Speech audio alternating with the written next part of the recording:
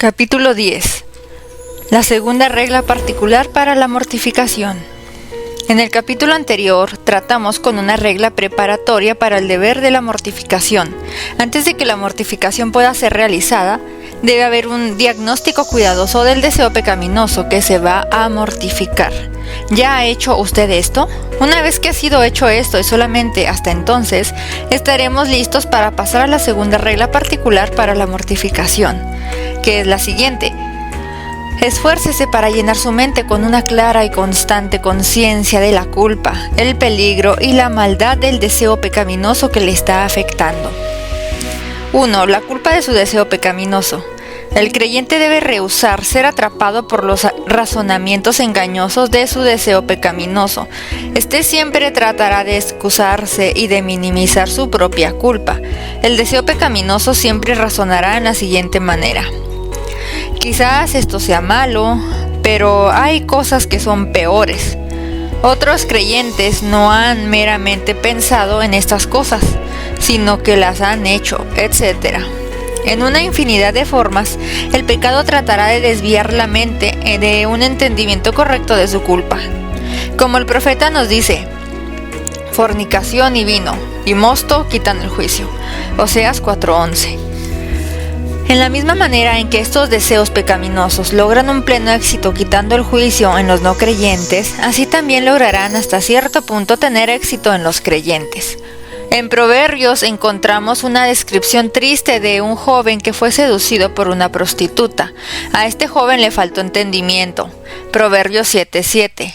¿Cuál fue exactamente el entendimiento que le faltó? La respuesta es que él no sabía que cediendo ante sus malos deseos le costaría la vida. Proverbios 7:23. Él no consideró la culpa del pecado en que se estaba involucrando. Si nosotros queremos mortificar el pecado, debemos percatarnos plenamente de que el pecado tratará de minimizar la conciencia de nuestra culpa. Entonces, debemos tratar de tener fijo en nuestra mente un entendimiento correcto de la culpa de nuestro pecado. Hay dos cosas en que debemos pensar para ayudarnos en esto. A. Primero, el pecado de un creyente es mucho más grave que el de un incrédulo. La gracia de Dios que obra en el creyente debilitará el poder del pecado a fin de que ya no se enseñoree de él como lo hace en los inconversos. Vea Romanos 6:14-16. No obstante, al mismo tiempo, la culpa del pecado que permanece en el creyente es más grave por el hecho de que el creyente peca contra la gracia. ¿Qué, pues, diremos? ¿Permaneceremos en el pecado para que abunde la gracia? De ninguna manera, porque los que hemos muerto al pecado, ¿cómo viviremos todavía en él? Romanos 6:1-2. En este texto, el énfasis cae sobre la palabra nosotros. ¿Cómo pecaremos nosotros? Sin lugar a dudas, somos más malvados que los demás si lo hacemos, porque pecamos contra el amor de Dios y contra su misericordia. Pecamos a pesar de las promesas de ayuda para derrotar al pecado. Podría decirse mucho más, pero deje que esta consideración final sea impresa en su mente. Hay más maldad y culpa en los remanentes del pecado que permanecen en el corazón de los creyentes, de la que habría en la misma medida de pecado en un corazón sin gracia de Dios. B. Segundo, piense acerca de cómo Dios ve su pecado. Dios ve en el anhelo hacia la santidad que la gracia ha producido en el corazón de cualquiera de sus siervos, más belleza y excelencia que la que se ve en las obras más gloriosas realizadas por los hombres que están destituidos de la gracia de Dios. Sí, y aún Dios ve más belleza y excelencia en estos anhelos internos que la observada en sus actos externos. Esto es debido a que casi siempre hay una mayor mezcla de pecado en los actos externos que en los deseos y anhelos internos de un corazón que ha sido regenerado. Por otra parte, Dios ve una gran medida de maldad en los deseos pecaminosos de un creyente. Dios ve más maldad en el deseo pecaminoso de un creyente de la que ve en los actos abiertos y escandalosos de los hombres malvados. Aún ve más maldad en los deseos pecaminosos que en los pecados externos de los cuales muchos de sus hijos caen. ¿Por qué es así? Esto es debido a que Dios ve que hay más oposición interna en los creyentes del Espíritu Santo y la nueva naturaleza en contra del pecado, y generalmente más humillación a causa del pecado. Esto es la razón por la cual Cristo trata con el enfriamiento espiritual en sus hijos, yendo a la raíz del problema y sacando a la luz su verdadero estado. Ve Apocalipsis 3:15. Lector, usted debería dejar que estas y otras consideraciones similares le guíen a una clara conciencia de la culpa de sus deseos pecaminosos internos. No subestime ni trate de excusar su culpa. En esto, sus deseos pecaminosos se fortalecerán y prevalecerán sin que usted se percate de ello. 2. El peligro de sus deseos pecaminosos. Hay muchos peligros que deben ser considerados, pero solamente señalaremos 4 de ellos. A. El peligro de ser endurecido. Considere la advertencia hecha en Hebreos 3 del 12 al 13. Mirad, hermanos, que ninguno de vosotros haya corazón malo de incredulidad para apartarse del Dios vivo.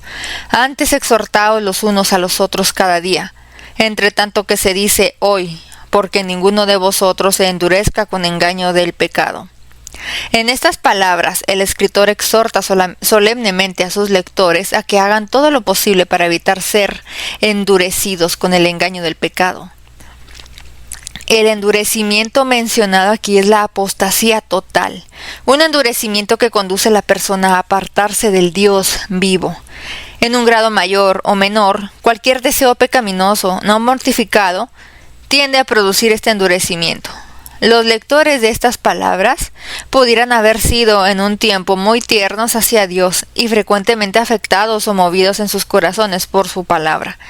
Pero ahora, lamentablemente, las cosas han cambiado y ahora usted puede pasar por alto los deberes de la oración, la lectura y escuchar la palabra de Dios sin preocuparse mucho. Oh lector, tenga cuidado, si esta es la verdad acerca de usted, esta condición puede empeorarse mucho.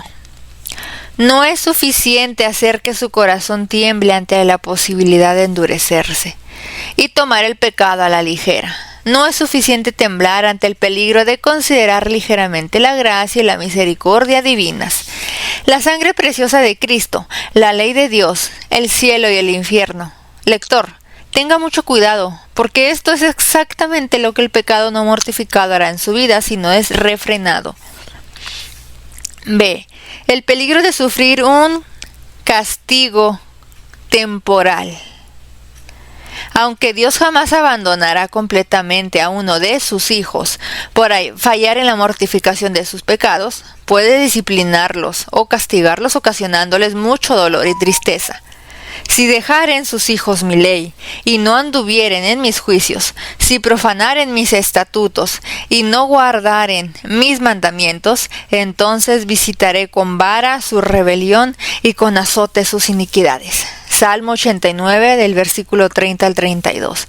Piense en David y en todas las aflicciones que experimentó porque falló en la mortificación de su deseo pecaminoso hacia Betsabé. ¿Acaso no le importa que su falla en mortificar todo pecado en su vida le pudiera traer dolorosos castigos que podrían continuar con usted hasta la sepultura? Si usted no tiene ningún temor de sufrir algo así, entonces usted tiene motivos para sospechar que su corazón ya ha sido endurecido. C. El peligro de perder la paz y la fortaleza de por vida. La paz con Dios y la fortaleza para andar con Él son esenciales para la vida espiritual del alma. Sin un disfrute de esas cosas en cierta medida, vivir es morir. Cuando una persona, un creyente, persiste en dejar sus deseos pecaminosos como no mortificados, tarde o temprano será privado de estas dos bendiciones mencionadas. ¿Cuál paz o fortaleza puede disfrutar el alma cuando Dios dice: por la iniquidad de su codicia me indigné y lo golpeé? Escondí mi rostro y me indigné. Isaías 57:17. En otro texto Dios dice: andaré y tornaré a mi lugar hasta que reconozcan su pecado y busquen mi rostro. Oseas 5:15. Entonces, cuando Dios hace esto, ¿qué sucederá con su paz y su fortaleza? Lector, piense, que quizás pudiera ser que dentro de muy poco tiempo ya no verá el rostro de Dios en paz. Quizás para mañana usted ya no será capaz de orar, leer o escuchar la palabra, ni llevar a cabo ningún deber espiritual con alegría, vida y vigor espiritual. Quizás Dios disparará sus saetas contra usted y le llenará con angustia, temor y perplejidad. Considere esto por un momento. Aunque Dios no le destruirá totalmente, sin embargo, le puede poner en un estado en donde usted sienta que esto es lo que le ocurrirá. No deje de considerar este peligro hasta que su alma tiemble dentro de sí. D. El peligro de la destrucción eterna. Hay una relación tan íntima entre las persistencias del pecado y la destrucción eterna, que mientras que una persona permanezca bajo el poder del pecado, debemos advertirle acerca del peligro de la destrucción y la separación eterna de Dios. El hecho de que Dios ha determinado librar a algunos de que continúen en el pecado para que sean salvos de la destrucción, no cambia el siguiente hecho. Dios no librará de la destrucción a ninguno que continúe en el pecado. La regla de Dios es muy clara. No os engañéis. Dios no puede ser burlado. Que todo lo que el hombre sembrare, eso también segará. Porque el que siembra para su carne, de la carne segará corrupción. Gálatas 6, versículos 7 y 8. Entre más claramente reconozcamos la realidad de que el pecado no mortificado nos conducirá a la destrucción eterna, más claramente veremos el peligro de permitir que cualquier pecado en nuestra vida quede sin ser mortificado. El deseo pecaminoso es un enemigo que nos destruirá, si nosotros no lo destruimos primero. Deje que esta realidad penetre profundamente en su alma. No se contente hasta que su alma tiemble ante la realidad de que un enemigo vive dentro de usted y le destruirá a menos que usted lo destruya primero. La maldad de su concupiscencia. El peligro de algo tiene que ver con una posibilidad futura, pero la maldad de ese algo tiene que ver con el presente. Hay muchas maldades relacionadas con el pecado no mortificado, pero nos fijaremos solamente en 3 de ellas. A. El pecado no mortificado contrista el bendito Espíritu Santo de Dios. Uno de los grandes privilegios que los creyentes tienen es que el Espíritu Santo mora dentro de ellos. Debido a esto, los creyentes son especialmente exhortados en Efesios 4, 25 a 29, a abstenerse de una variedad de deseos pecaminosos y motivados a hacerlo por las siguientes palabras. Y no contristéis al Espíritu Santo de Dios, con el cual estáis sellados para el día de la redención. Efesios 4:30. De la misma manera en que una persona amable y tierna es entristecida por la falta de bondad de un amigo, así también el Espíritu Santo es contristado cuando un creyente permite que los deseos no mortificados vivan en su corazón. El Espíritu Santo ha escogido nuestros corazones como su morada. Él ha venido a morar en nosotros para hacer todo el bien que pudiéramos desear. El Espíritu Santo es contristado cuando un creyente comparte su corazón, el corazón que el Espíritu ha venido a poseer, con sus enemigos, es decir, con nuestros deseos pecaminosos. Estos son los mismos enemigos que Él ha venido a ayudarnos a destruir. Oh creyente, considere qué y quién es usted. Considere quién es el espíritu que es entristecido. Considere qué es lo que Él ha hecho y lo que Él pretende hacer para usted. Avergüéncese de cada pecado no mortificado al que usted permite contaminar su templo. B. El pecado no mortificado hiere nuevamente al Señor Jesús.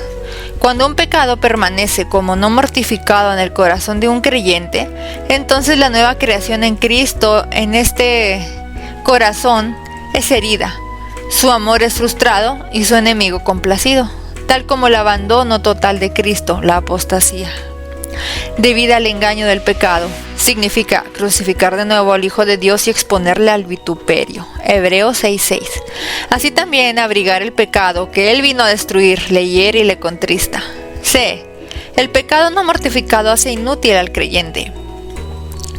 El pecado no mortificado normalmente produce una enfermedad espiritual en la vida de un creyente. Su testimonio casi nunca es usado ni bendecido por Dios. Muchos creyentes permiten que los deseos pecaminosos que destruyen el alma vivan en sus corazones. Estos, como los gusanos, comen las raíces de su obediencia, la corrompen y la debilitan día tras día.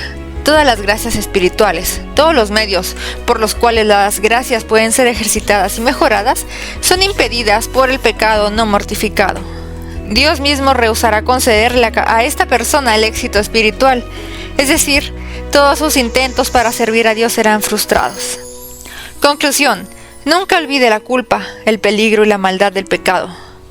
Piense mucho acerca de estas cosas, permita que llenen su mente hasta que provoquen que su corazón tiemble.